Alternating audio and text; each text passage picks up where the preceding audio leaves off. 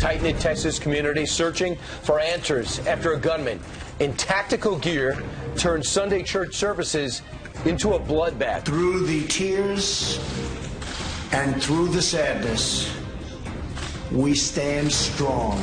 This is the deadliest church shooting in the United States in almost 20 years. Today's tragedy is every pastor's worst nightmare. Overnight, our commander-in-chief holding a joint press conference with the country's prime minister before the state dinner. The overarching issue here in this Asia trip is North Korea. The era of strategic patience is over. Amid the special counsel's probe into Russia meddling in the election, we're now learning that Tony Podesta's company pushed for the Uranium One deal. I think we need a special counsel to investigate the Uranium One episode for thousands of dollars to former President Bill Clinton from groups tied to Russia. For those who are telling me to shut up, they told Hillary that a couple of months ago. You know what I tell them? Go to hell. I'm going to tell my story. And she is, but this is a different story. Right to a Fox News alert, a gunman in tactical gear turned Sunday church services into a bloodbath. We're now learning that the shooting that killed 26 parishioners in a small Texas town was caught on camera.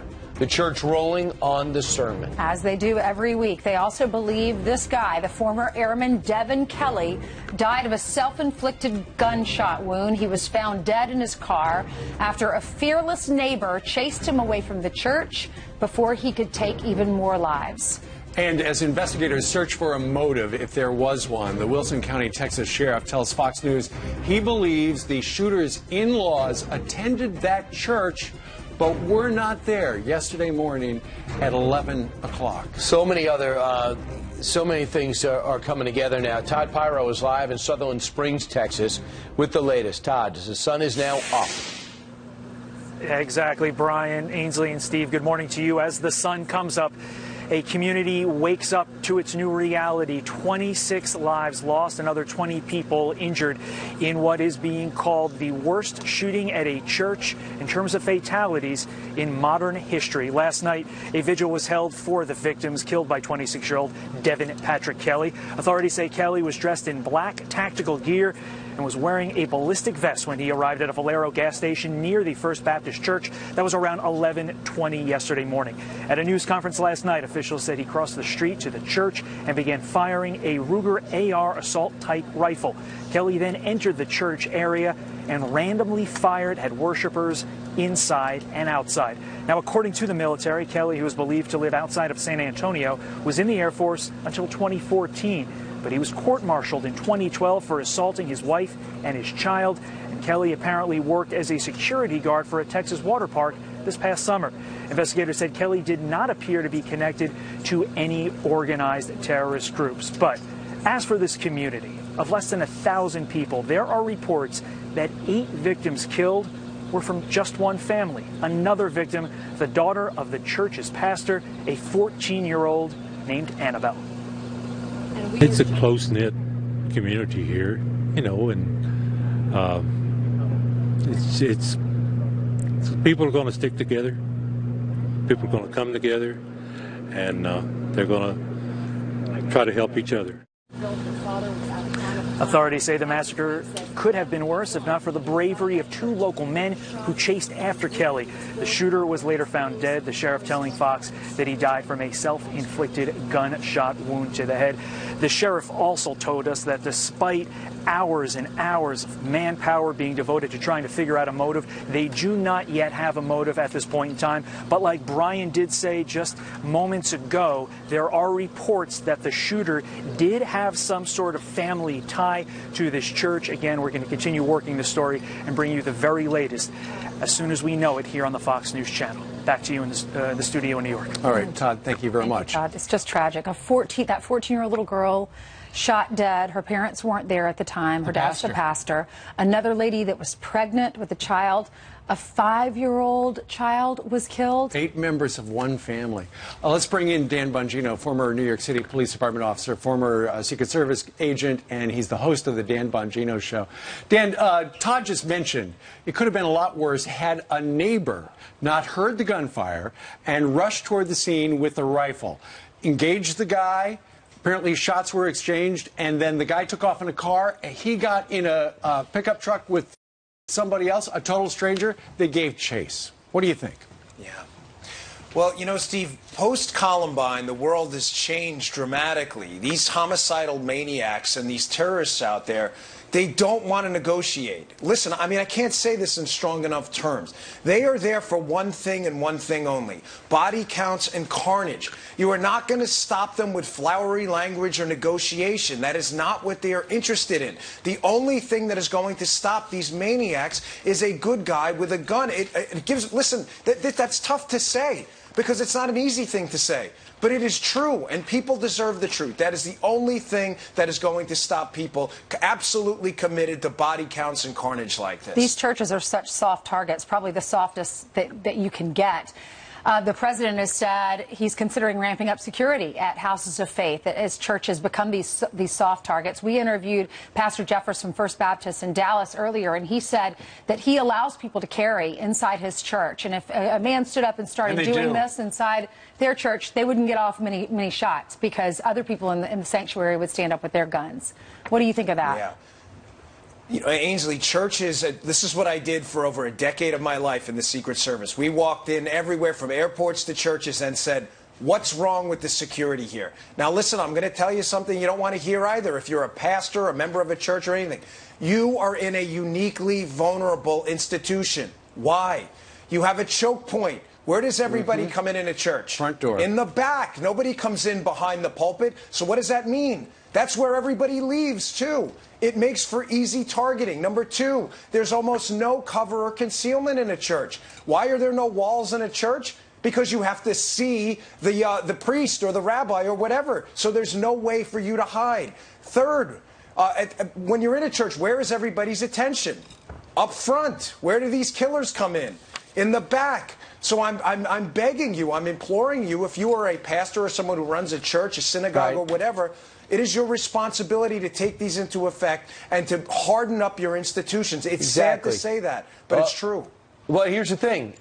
Everybody volunteers in a church. That's how the church subsists. I don't care what religion you are. Can we have a volunteer security guard? Hey, go to church at 9. I need you from 9 to 11. I mean, especially people trained like you. But listen to what some of the Democrats are saying.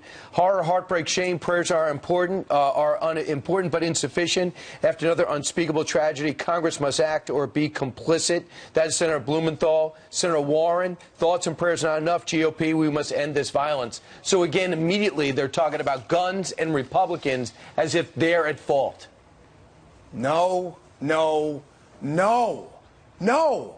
I am not giving up, and nor is anyone else, my right to defend my daughter, my wife, and myself because some Democrat wants a donation from Michael Bloomberg. No, you didn't give. What part of this do you not get? You guys did not give us these rights. These are God-given rights good patriotic men and women have to stay alive. You know what, Brian? Not me. It's not happening to me. I am a patriotic, law-abiding, God-fearing American. I have the right to survive an attack by a homicidal maniac. I am not surrendering my firearm and my ability to defend my wife and kids because you want a Michael Bloomberg donation. That is your problem. That is not mine. This society is full of wolves. We all know that. Do not be a sheep and do not fall prey to these sick partisan talking points. You deserve the right to defend yourself. I'm tired of this garbage, and so should every law-abiding American out there as well. This is not the time for garbage politics like this. And what stopped it? The guy with the gun, the good guy with the gun. Dan, according to the Daily Mail, they talked to some of the guy's classmates from high school, said he was creepy, crazy, weird, and outcast, talked about his atheism online, and talked about how people who believe in God were stupid. It does look as if there could be a mental health component to this. Yeah, Steve, when the Secret Service did a rather exhaustive study of targeted violence, assassins, school shootings and things like that, this seems to fit that model of violence where people in the past, there were cues and indicators. Now, Contrast that with what we know about the Vegas shooting, where it just doesn't make any sense at all. No one seemed to know anything. He seemed like a rather normal guy. So this seems to fit that model of targeted violence. And it goes back to that. If you think something's creepy, it may be. So say something. What's the worst that can happen? A little breaking news. Apparently, Governor Abbott says the suspect was denied a Texas right to carry permit. So the question now is how he got the gun. Right. Yeah, you cannot own a weapon if he was dishonorably discharged. You can't even constructively own a weapon, Steve, meaning you can't even have a weapon in the house that you have access to. So this was clearly a bad guy with a gun. Laws would have done nothing. Dan, and by the way, murder is still illegal. What we have seen time and time again is we did in the school shooting with all those little kids in Connecticut. He had his mom's guns or his parents' guns. We see this time and time again. When a bad guy wants to get his hands on a gun, he will be able to do it. He'll find a way. But the people who are innocent, the ones who need to protect their families, like you were saying, if we have gun rights and they get their guns taken away, how in the world are they supposed to defend themselves?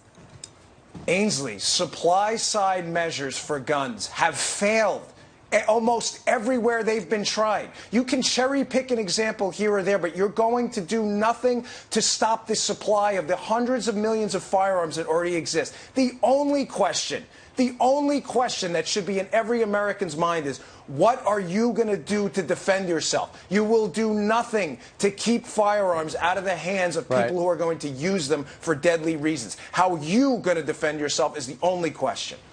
Dan Bongino, thanks so much. Thank you, Dan. Yes, guys. All right. Speaking of Governor Abbott, he's going to be joining us live with the very latest on the response to the tragedy in Texas. Worst shooting there, mass shooting ever. He's coming up. Plus, our next guest is furious that Bo Bergdahl is a free man, while the heroes wounded looking for him served life sentences of pain. Lieutenant Colonel Ralph Peters live next. Soldiers died, reportedly looking for him, and 5 terrorists were traded to get him back. But a judge ruling disgraced Army Sergeant Bo Bergdahl won't see one more day in jail. Our next guest is outraged, pointing out Bergdahl goes free while the heroes wounded looking for him serve life sentences of pain and incapacity. Joining us right now is Fox News strategic analyst Lieutenant Colonel Ralph Peters. Ralph, give us your reaction. Well, my initial action, and that of all vets who served honorably, all retirees, all soldiers serving now, was outrage. How could this be? How could Bergdahl, who went over to the enemy, who deserted his post in a combat zone, get the same sentence he'd get for shoplifting at the PX? So there was outrage, but now, at this point, honestly, it's sorrow. My reaction is sorrow, because this is so much bigger than one jerk like Bergdahl. Judge Nance, Colonel Nance, who pronounced his sentence, set a precedent that will affect our military, our armed services, for decades to come. The message he sent with this light sentence, dishonorable discharge, a light fine, for what Bergdahl did, makes desertion a minor offense. Desertion, look, in our military, the worst sin of all, the cardinal sin, would be turning your weapon on your fellow soldiers. Right. But the second worst sin is deserting your post, deserting your comrades in wartime, and that is what Bergdahl did. And people, as you put it, it's alleged, people on the ground believe that soldiers died looking for him. Absolutely. The Pentagon only admits the wounds, but there are people who carry the pain all their life, and Bergdahl walks free, and everybody's outraged. You're absolutely right. Those injured have life sentences of pain, as you point out. But here's the thing. Bergdahl's attorney now, in addition to the fact that his client is walking free, he wants Bo Bergdahl to wind up with the medal as being a prisoner of war.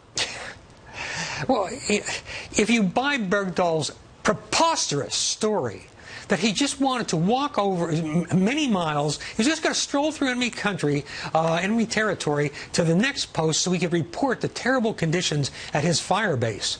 Well, if you buy that, you still can't get to a POW because he voluntarily left his post. So he certainly doesn't deserve a medal.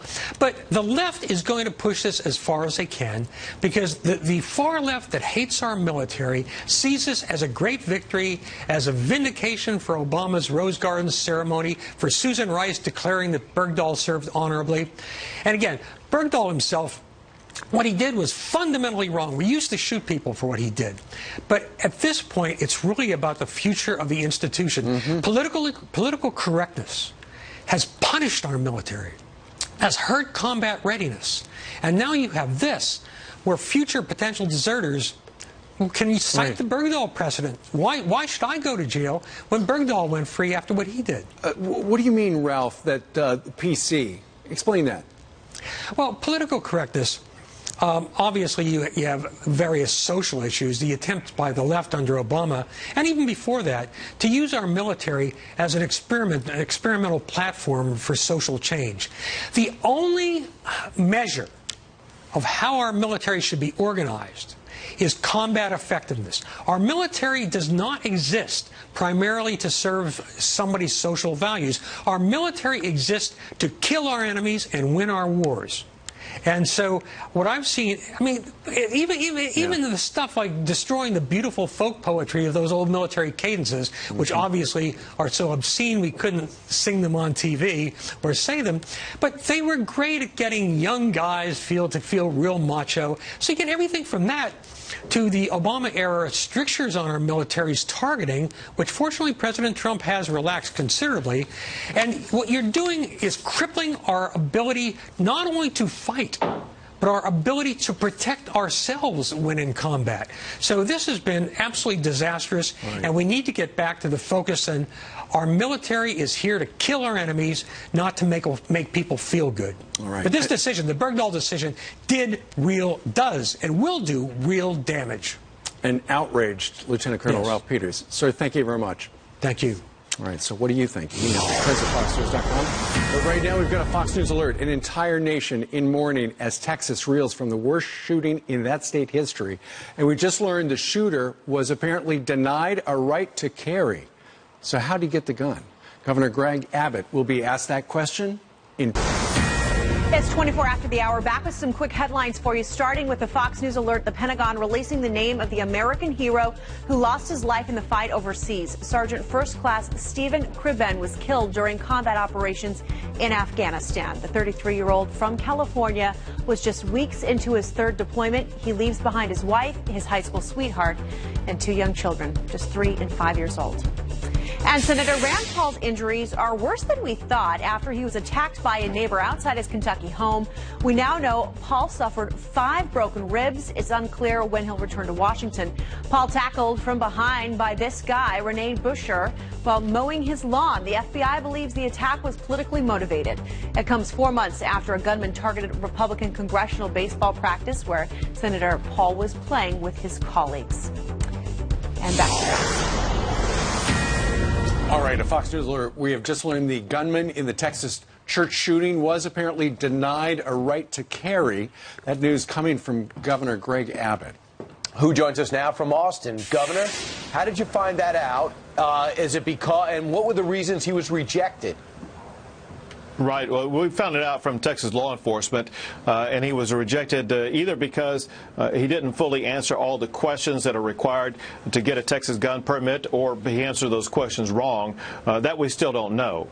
But obviously, the key thing here, I got to tell you, is the victims and the victims' families that we got to continue to focus on. It was just 10 hours ago that I left Sutherland Springs, where I got to personally visit with the victims' families. And I got to tell you, it was the heaviest moment that I have dealt with as governor of the state of Texas, speaking to those victims' families and trying to summon what was needed to be said to try to warm their hearts and to connect with them. But also, I got to tell you, to see their resilience and their resolve and their determination to continue to connect with God and their unwavering faith. And so you were at this the vigil last night there in the town, and I'm sure, Governor, the people who were there, the victims' families, must have said, you know, you would think that a church would be the last place that you'd have to worry about something like this. Well, and they did say that. For one, they said this town would be the last place you would think it would happen, because the town, as you know, is very small. It just has several hundred citizens. And then they said, of course, a church should be the last place something like this would happen. I think that you will see information surface over the coming days that there is actually a connection between the shooter and this church. I don't think the church was just randomly attacked. I think there was a reason why the shooter chose this church at this particular moment in time. Yeah, we wanted to ask you about that. We had heard reports that the in-laws went there, his ex-wife's in-laws went there. Right, and I'm going to have to leave it at that. Listen, we need to leave it to law enforcement to be able to look into this unabated in their efforts to try to get to the root of all of this evidence. And I don't want to say anything that could trample upon their ability to get all the facts they need. Right. So having said that, you don't want to trample on their ability, but they do want answers as much as anybody. And to do that, we like to know somewhat of the connection. Do you believe that the gunman knew that most likely no one had guns in there? Was there a note to, like, leave your guns on the outside? As far as I'm aware, there was no note or notation like that. It did appear that the gunman, for one, you could tell by the way that he was armed and geared, he was prepared to be able to take on fire. Obviously, he was perhaps surprised and shocked when a neighbor came out and did shoot him and connected with him. The neighbor, so he was struck? So the assailant was hit? The assailant was hit by that neighbor. We do have, at least I was told that by Texas law enforcement, before he got into the car and ran away. And it could have been the fact that he was hit by the neighbor's gunshot that caused him to drop his weapon. And here's what we don't know, and that is we know it was only moments later that he died. We don't know if his death was because of the neighbor's gunshot or a self-inflicted wound. Governor, you know, we've been reporting this shouldn't happen in a church, but I was downstairs talking with some people that work here that we all talk about our faith and we share the same beliefs. We were saying there's no other place we would want to go other than church, because I'm there asking for forgiveness. I feel very close to Christ when I'm there. So I'm trying to look at some positives here and know that those people are with the Lord now and experiencing eternity and no more suffering, no more sadness anymore. But on that note, did you talk to any of the people that were there when you were at the vigil? Any personal stories that you want to share with us from what happened inside the church? Well, first, before the vigil, I went to a community center, and in the community center were the families of the victims, and I had the opportunity to speak with them directly and try to summon the language that would try to touch their hearts. And I got to tell you, I left from there before going to the vigil very inspired by these individuals who are going through this suffering, because it was clear from my conversations with them, from hugging them and holding them and hearing their whispers into my ears, that their faith in God was unwavering, that what they relied upon in that moment in time and during the course of the vigil later on was both their faith but also the necessity for us to come together under one God to purge evil and to rely upon the love that God provides. Thank you, Governor. Yeah, indeed. We know you've got your hands full. Governor Greg Abbott, thank you very much for joining us today. Thank you. Austin. Thank you. All right, how do we turn to faith when a massacre happens at a place of worship? We're going to ask Father Jonathan next. And he's one of the top Democrats in Congress, but don't ask Chuck Schumer about Donna Brazile and the 2016 primaries. He wasn't paying attention. I didn't follow it. I'd like to see what Donna Brazile has to say. I will read it. I haven't read her book. I don't know the details, so I'm not going to make a judgment on that.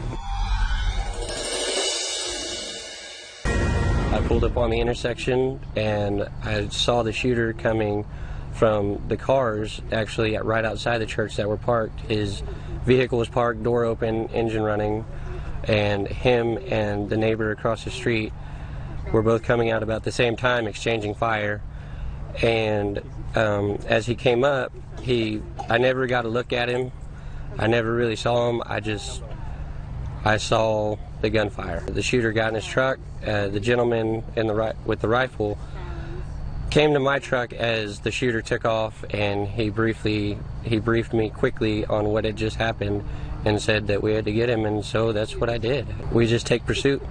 We speed over 87 through traffic, and like I said, we hit about 95 going down 539 trying to catch this guy.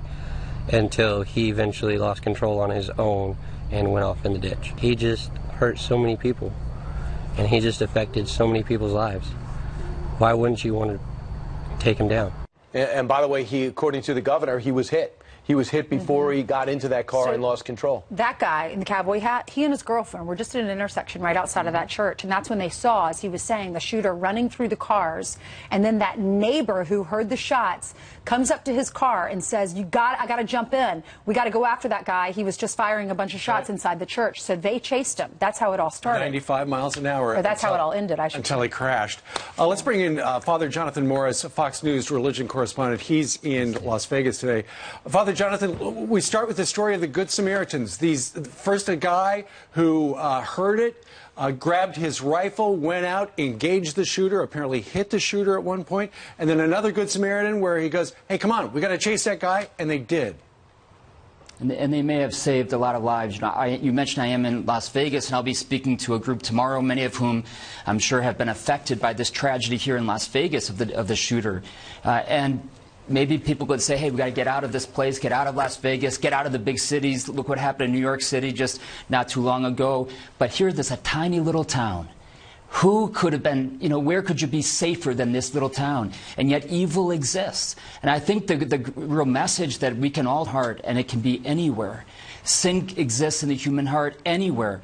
But grace abounds even more. And I think that what the governor mentioned earlier today is that the people there in this little town are really experiencing the grace and the presence of God because he's stronger than death itself.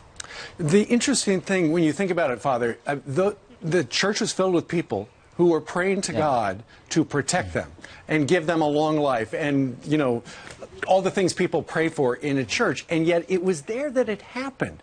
It questions your faith. It really does, Steve, because it's like, if you're it can exactly happen right, there, Steve. if it can happen there, where is God? Well, if there is no heaven, if heaven does not exist, in other words, if there is no promise for life eternal, then I have no explanation whatsoever.